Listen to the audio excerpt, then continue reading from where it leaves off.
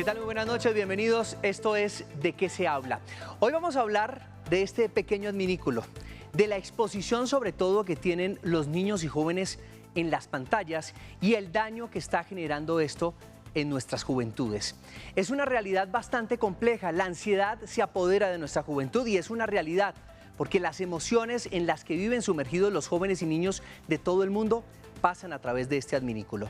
En las redes sociales estamos construyendo un mundo real para las nuevas generaciones del futuro o simplemente estamos contribuyendo a fomentar un mundo ficticio donde las emociones y vivencias son tan solo ilusiones con apariencia de realidad. De esto se habla en Colombia, redes sociales, la vida en un mundo ficticio.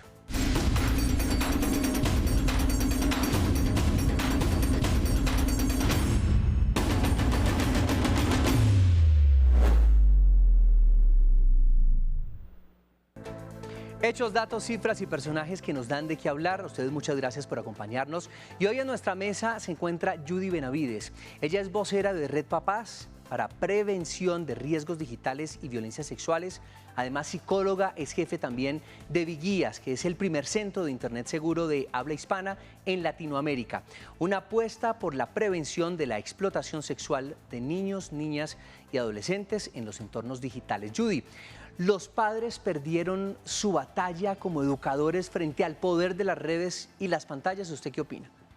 Creo que hay algo muy importante de hablar acá y es los padres en efecto necesitan tener un involucramiento. No diría que perdieron la batalla, diría que hemos tenido la necesidad de empezar a involucrarnos más constantemente. En ocasiones lo que sucede es que queremos involucrarnos cuando ya sabemos que algo malo está pasando y va a ser determinante que empecemos desde el momento en que me interesa como niña o niño abrir una red social, acompañarlos, saber cuáles son los riesgos, qué hacer ante un riesgo y por supuesto también interesarme en ese cotidiano, preguntar cosas como cuál es el influenciador que está de moda, qué plataforma estoy usando y de esa manera acompañada, así como cuando empezamos a mostrarle cómo cruzar la calle, cómo navegar en Internet, porque por más que ellos puedan ser más expertos en el tema de manejo de entorno digital, nosotros somos más expertos en conocer cómo funciona el mundo y cómo nos relacionamos con otras personas y esa es nuestra expertise y nuestra necesidad de acompañamiento. Pues en nuestras plataformas digitales también nos acompaña Gabriel Levy, asesor y consultor en comunicaciones y transformación digital, docente e investigador de la Universidad de Antioquia, Javeriana y Nacional, investigador también asociado del Observatorio Latinoamericano de Regulación, Observación Observacom. Una reciente publicación titulaba Redes, fábrica de cretinos digitales. ¿Esta fábrica existe o es tan solo un producto más de las redes? Lo escuchamos. Muy buenas noches, José Fernando, y a todos los compañeros de mesa. Pues en realidad esa es una investigación que desarrolló un académico muy prestigioso en donde encuentra que hay un deterioro cognitivo de las actuales generaciones respecto de las anteriores debido al uso extensivo de lo que llamamos las redes sociales y en general de las plataformas digitales. Al mismo tiempo, una investigación del New York Times reveló que los hijos de los altos ejecutivos de las grandes corporaciones de Silicon Valley no tienen acceso a las plataformas digitales en su gran mayoría hasta antes de los 12 años y estudian en escuelas Balfour aprendiendo con tiza, con tablero, con juegos de mesa, de lana, etcétera. Es decir, aparentemente durante los primeros años de vida muchas investigaciones alrededor del mundo están concluyendo que no es conveniente una alta exposición de los niños al uso de plataformas digitales. Entonces, este artículo particular de Cretinos Digitales pone en evidencia cómo estamos creando una generación de personas con una capacidad cognitiva inferior a las anteriores generaciones, algo que nunca se había visto en la historia de la evolución humana porque siempre cada generación superaba a la anterior en términos cognitivos. Es que realmente está por verse, todos estos estudios lo que están mostrándonos es que hay una serie de afectación en la niñez y en la crianza y el desarrollo de los más niños. En nuestra mesa también está Angélica Bernal, ella es psicóloga con maestría en bioética, especialista en gerencia de talento humano con experiencia en defensa de los derechos humanos. Todos los gestores de las redes sociales trabajan para que sus usuarios pues reciban un premio inmediato, casi que es una recompensa. ¿Eso es ético o es una perversidad, una trampa de las multinacionales de las redes de datos, digamos, como para enviciar a los usuarios? Claro, esa es una estrategia para poder enviar unas emociones instantáneas. Un reforzamiento de colocar una foto y tener un like, tener activo en el celular las notificaciones nos va a llevar a que la persona cada vez se engome más porque está recibiendo esta foto fue agradable, este comentario fue agradable o no lo fue. Entonces es una estrategia incluso para que impacta el autoconcepto y el autoestima de ese niño y de ese adolescente en formación. Y esas dos, la autoestima y el autoconcepto, son las bases que posteriormente son la causa raíz para detonar en algunos trastornos psicológicos que ya afectan posteriormente a esa persona en la edad adulta. A mí me gustaría entender un poco más qué ocurre en nuestro cuerpo, digamos, a nivel químico, cuando tú hablas de algo que coloquialmente decimos los padres de familia, es que el niño está engomado. ¿Qué significa estar engomado? ¿Qué pasa químicamente en nuestro cuerpo cuando constantemente estoy recibiendo este tipo de cosas? Que se ha dicho que es la dopamina, ¿no? La dopamina. Sí, la dopamina es la hormona del placer. ¿Y por qué una persona, incluso adulta, puede estar tanto tiempo en el celular y no se da cuenta? Cuando mira el reloj ya ha pasado 4 horas frente a la pantalla. Porque esta hormona, la dopamina, le libera como el placer para que esta persona se relaje y esté inmersa en todo ese tipo de contenido que está viendo. Pero de la mano está la hormona del cortisol, que es la hormona del estrés. Y allí, cuando la dopamina sube mucho en el tema de las pantallas, luego baja y se incrementa el cortisol, que es la hormona del estrés. Y eso entonces, ¿qué afectación o qué riesgos puede poner en nuestro cuerpo ese exceso de dopamina y de cortisol? Ok, principalmente es que se pierde la atención. Entonces, cuando estamos tan inmersos en el tema de las redes, se desenfoca la atención a otro tipo de cosas. Perdemos la capacidad para socializar con las demás personas en un mundo real. Y entonces yo les invito a que pensemos, estamos hablando de que las redes y las pantallas es un mundo real o es un mundo incierto y la vida real es otra. Porque allí cuando estamos inmersos de esos estímulos, tanto de dopamina como de cortisol, no tenemos las herramientas suficientes para afrontar ese tema de las relaciones sociales, las relaciones interpersonales, la parte comunicacional, porque estamos inmersos en una pantalla y en algo irreal o en apariencias, porque ellos están formándose y están viendo que todo es perfecto en Instagram, que se tiene dinero para viajar a todo momento y si de pronto no se tiene, entonces hay una frustración de ese menor que no cuenta con esas posibilidades, lo cual afecta e impacta en su desarrollo cognitivo. Es un incentivo, digamos, que hemos naturalizado, esos incentivos que constantemente, como usted lo dice, pues nos van llegando y nos van llenando, entre comillas, de alegría, nos van llenando de facilidades para llegar a facilidades para conseguir, etcétera. Y pues es un mundo, como usted lo dice, un mundo casi que irreal y es un mundo que está en la virtualidad, en donde todo está ocurriendo, desde la risa, la información, los acontecimientos, digamos, de escala mundial. De alguna forma, Judy, este nuevo mundo, digamos que ha cambiado los comportamientos y hábitos de consumo de los usuarios.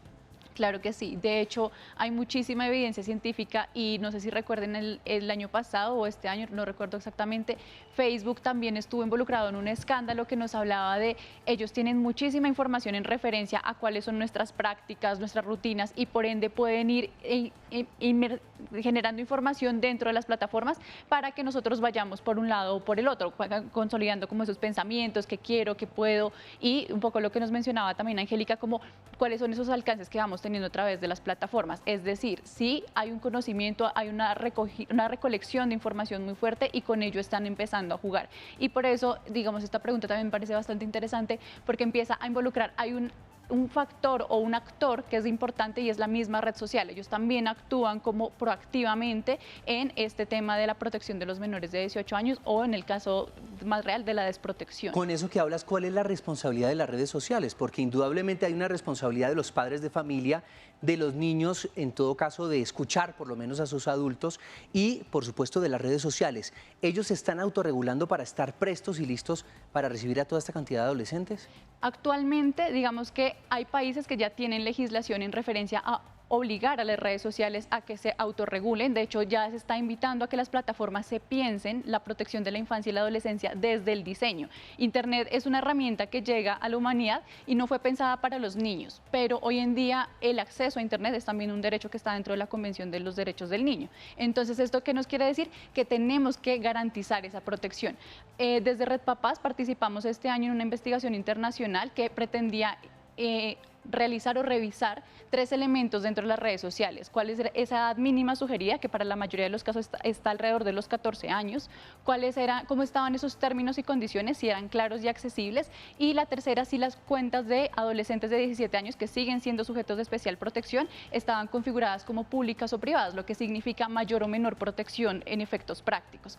Y el resultado más interesante de esta investigación nos dice que cuando el país tiene una legislación, las plataformas protegen a los menores de 18 años. Y países que estamos en el sur global, que no tenemos esta legislación, adrede no tenemos esta protección. Pues Gabriel, en Colombia no existe ninguna legislación en el momento que pueda proteger a nuestros menores, y quiero saber también qué produce el consumo incesante de la información que transita a través de las redes y cuáles son también los principales riesgos a los que están expuestos nuestros hijos. Muy buena pregunta, José Fernando. En realidad, Colombia en algunos temas sí tiene una legislación vigente. Por ejemplo, en temas de niñez, de adolescentes, existe el Código del Menor. Es una ley que protege muchísimos aspectos, entre ellos configura cómo puede aparecer en la pantalla de la televisión, y eso se hace extensivo a las demás plataformas, un menor de edad, protege frente al consumo de bebidas alcohólicas, la publicidad de tabaco, la publicidad de bebidas alcohólicas en pantalla televisiva. Tiene algunas, es decir, existen algunos mecanismos de protección a través del Código de Infancia o Ley de Infancia y de Adolescencia para proteger niños, niñas y adolescentes. No existe particularmente una legislación frente al contenido de Internet, eso es importante aclararlo. Colombia no ha avanzado en esa materia, ni tampoco el organismo regulador, que es la CRC, la Comisión de Regulación de Comunicaciones, tiene facultades expresas otorgadas por la ley para generar una regulación al respecto. Es decir, falta que el Congreso realmente le meta mano al tema, que el Congreso cree las condiciones para que pueda desarrollarse una regulación mucho más estricta, no solamente en temas de menores de edad, sino en muchos aspectos en los que tenemos un rezago frente a otros países del mundo, entre ellos, por ejemplo, mercado y competencia de la pauta publicitaria, bueno, otros asuntos que son también muy relevantes. Entonces, creo que en Colombia todavía nos falta avanzar muchísimo en una legislación. Sin embargo, insisto, el Código del Menor protege algunos temas muy sensibles. Angélica, definitivamente las redes sociales, la virtualidad llegó para quedarse.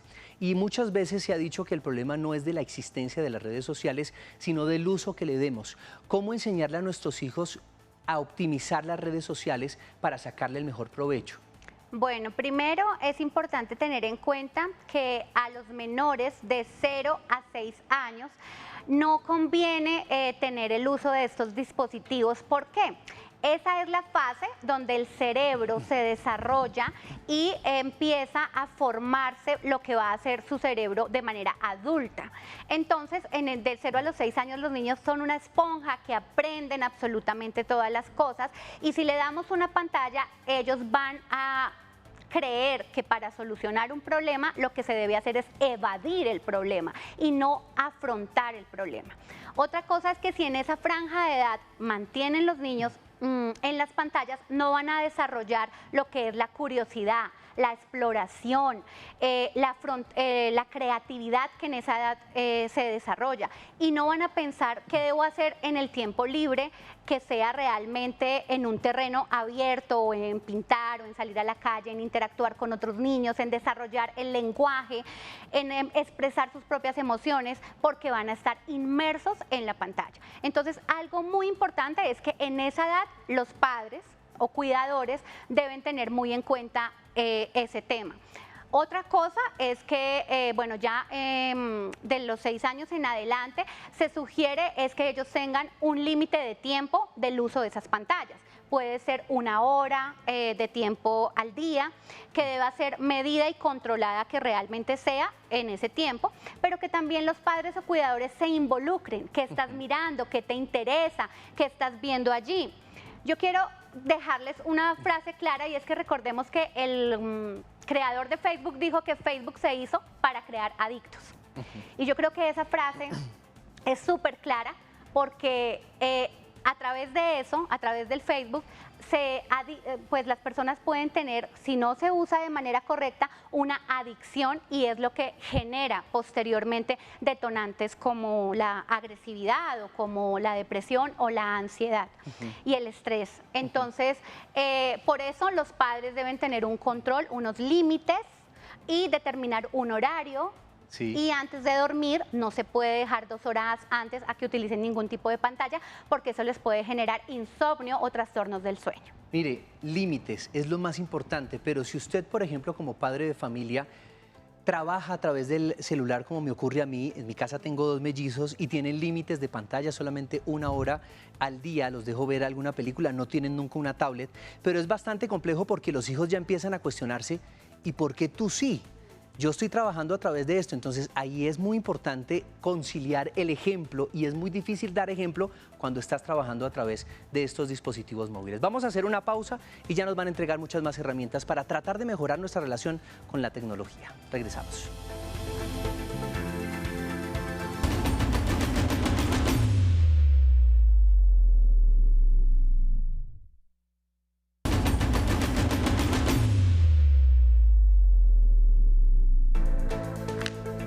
Ustedes, muchas gracias por seguir con nosotros. Esto es De Qué se habla, hoy conversando sobre las bondades y los peligros de la tecnología. Y vamos a hablar ahora de los riesgos, de los impactos. Hay bastantes peligros en las redes sociales para los jóvenes, como por ejemplo, problemas para la privacidad, suplantación de identidad, adicción a las redes sociales, ciberbullying, contacto con desconocidos que pueden ser, por supuesto, potencialmente peligrosos, grooming, sexting, sextorsión, fake news y la distorsión de la realidad. Encontramos también challenge o retos muy peligrosos y en ocasiones, por supuesto, delictivos.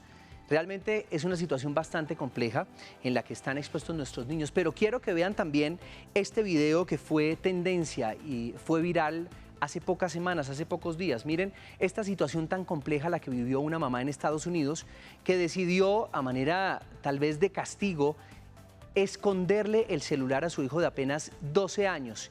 Y este es el resultado, lo están viendo ustedes en este momento. Esta es la casa de esta familia que quedó totalmente destruida. El niño, intentando recuperar su dispositivo móvil, pues entró en ira.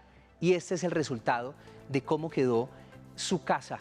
Este es un video que fue viral a través de TikTok. Y Angélica, quiero preguntarle, viendo este video, la ansiedad, digamos, ¿qué enfermedad puede desencadenar en nuestros niños? Sobre todo, también entendiendo cómo actuar y reconocer que tenemos un problema y que debemos consultar a un experto. ¿Cuál es el momento de encender las alarmas? Bueno, principalmente en ese video vemos es una pauta de comportamiento agresivo y violento del niño. Y esto se genera cuando ya hay una adicción. Hay muchas personas que no son adictas a las redes sociales, pero en este caso el niño es un adicto al teléfono, al celular, y al quitárselo está desarrollando el síndrome de abstinencia. El síndrome de abstinencia, que es el mismo síndrome que sucede cuando, un ejemplo, una persona consume sustancias psicoactivas y las deja de consumir y se dispara la abstinencia. Algo que obviamente involucra toda la parte hormonal y la de los neurotransmisores. Entonces, por ende, ahí ya estamos frente a un niño que tiene un síndrome de abstinencia y como resultado desencadenó una conducta agresiva y violenta por no tener el celular. Cuando, digamos que ellos dan señales, ¿qué señales dan? Una, aislamiento social. Son personas que tienden a aislarse en el contacto físico y en las relaciones con sus pares o con sus familias. Cuando de pronto van a ir a una reunión con sus familias y ellos prefieren quedarse en los videojuegos y no quieren salir porque el contacto físico y las relaciones sociales se ven impactadas. Entonces, aislamiento es uno de los síntomas. Cuando empiezan a tener problemas de sueño, insomnio o que se despierten en varias horas a la madrugada, ese es otro indicador que puede verse repercutido. Cuando baja el rendimiento escolar, cuando empiezan a tener problemas de atención, porque no logran captar la atención, cuando comunicacionalmente no logran expresarse, y cuando empiezan con problemas como ansiedad o sea, hiperactividad, hay un estímulo de querer comer azúcar, bastante dulce, como que no controlan sus emociones, sino que por el contrario desarrollan comportamientos impacientes. Sí. Gabriel, en medio de sus investigaciones, ¿ustedes qué han encontrado? ¿Cuáles han sido esos hallazgos que dificultan la relación de los seres humanos con las redes sociales en este momento? Porque lo decíamos en el anterior bloque, y es que las redes sociales están creadas para generarnos bienestar y utilidad, pero lo complejo ha sido el uso. Correcto, Javier. Mira, lo primero que hay que aclarar, y que yo creo que es un problema que tenemos en la lengua española, es la diferencia entre el concepto de red social y de medio social. Las redes sociales lo hacen las personas, la manera como nos conectamos unos con otros, y existe mucho antes de las tecnologías digitales. La red de nuestros amigos del trabajo, la red de nuestros amigos de estudio, la red de las personas con las que crecimos, todos esos son redes y son las verdaderas redes sociales. Facebook, Instagram, todas estas plataformas como TikTok son en realidad medios sociales, y incluso en lenguas como la de origen anglosajona se habla de social media y social network, diferenciando los conceptos. Nosotros los mezclamos y eso hace que abordar el problema sea muchísimo más complejo, porque no estamos separando las relaciones de las personas versus la tecnología digital. Eso sería lo primero que habría que aclarar. Lo segundo es la diferencia entre el uso y el abuso. En sí, el uso de las plataformas de medios sociales digitales han mejorado en muchos aspectos de nuestras vidas. Podemos enterarnos cuándo es el cumpleaños de alguien, sabemos si Juanita se fue de vacaciones, Andrés se graduó, Pedro se casó, Camilo inició un posgrado. Es decir, estamos mucho más conectados y de alguna manera eso también nos humaniza mucho. El problema es cuando abusamos de ellas y cuando no existen límites, cuando no existen controles a los contenidos que se están consumiendo, particularmente en el caso de los niños, en donde todos los estudios, tal y como lo decía nuestra compañera de mesa, la psicóloga, hace unos minutos, se recomienda que en los primeros 6 años de vida no haya un acercamiento con estos dispositivos, porque genera atrofia muchos procesos de formación normal del cerebro, tanto psicomotores como cognitivos. Después de los 6 años, un uso, digamos, muy racionado, y bueno, ya después de la adolescencia permitir que accedan a ellos. Eso probablemente en las próximas décadas va a ser casi que regulado, reglamentado por ley. Se va a tratar el acceso de los menores de edad a los dispositivos tecnológicos tan peligrosos como el consumo de una sustancia psicoactiva como el alcohol, el cigarrillo o una droga. Y de esa manera vamos a poder acercarnos mucho mejor a diferenciar el uso del abuso. Y en el caso de los adultos, igualmente, crearse mecanismos de uso responsable de las plataformas digitales para garantizar que el impacto sea positivo y no genere todos los inconvenientes que por cuenta del abuso estamos teniendo en este momento. Judy, hablemos de eso que nos habla Gabriel, del uso responsable de las redes sociales. ¿Cómo podemos darle un mejor uso? Sobre todo los padres, pero también cómo podemos guiar a nuestros hijos para que le den un buen uso. Bueno, ahí partamos de una cosa, y la mayoría de las redes sociales están recomendadas para los adolescentes desde los 14 años. Es decir, que si mi hijo o mi hija tiene menos de esa edad, lo más recomendado es que no tenga una red social. Hay niños y niñas que la tienen, que sus papás acompañan estas redes sociales, que las manejan y administran, y esto es bastante bueno porque le pueden enseñar al menor de 18 años de qué manera empezar a relacionarse con esta, tanto en términos de tiempos de uso, en qué espacios lo usamos, con quién nos relacionamos, si aceptamos contactos desconocidos o no, y si ya los aceptamos, qué información estamos proveyendo a través de estas. Eso por un lado. Por el otro, como estamos hablando de adolescentes, es altamente probable que estos chicos lo último que quieran es contarle a mamá o papá con quién me estoy hablando a través de redes sociales. Entonces esto va a significar que tenemos que potenciar el involucramiento desde edades tempranas, tener canales de comunicación muy fuertes, que si algo me pasa como adolescente en el que me siento triste, incómodo, me sienta tranquilo o tranquila de contarle a mi mamá o mi papá, y que no voy a recibir represalias al respecto. Lo segundo es que como adultos nos involucremos de forma proactiva, hacer preguntas: ¿qué está pasando en Internet? ¿Qué estás consumiendo? Porque en ocasiones los adolescentes normalizan ciertas conductas de riesgo, y estas conductas de riesgo, como están entre ellos y todos los pares lo hacen, pues para ellos son naturales, pero yo como papá o como mamá digo, ok, esto puede no ser tan seguro, y empezar a preguntar más y llegar a hacer reflexiones de que el mismo adolescente diga, vale, yo hasta aquí paro, aquí tengo que poner un límite. Y lo último, y súper importante, conocer cuáles son los riesgos digitales y cómo actuar ante ello, porque yo como adolescente puedo saber que si alguien me amenaza está mal, pero cuando me amenacen no saber cómo reaccionar. Entonces, si tenemos una ruta de acción, va a ser mucho más fácil y eficiente que pueda actuar al respecto. Angélica, algo importantísimo son los límites, pero también cómo los papás llegamos al límite de entender hasta dónde llega el acompañamiento con nuestro hijo y en dónde comienza la violación de su privacidad.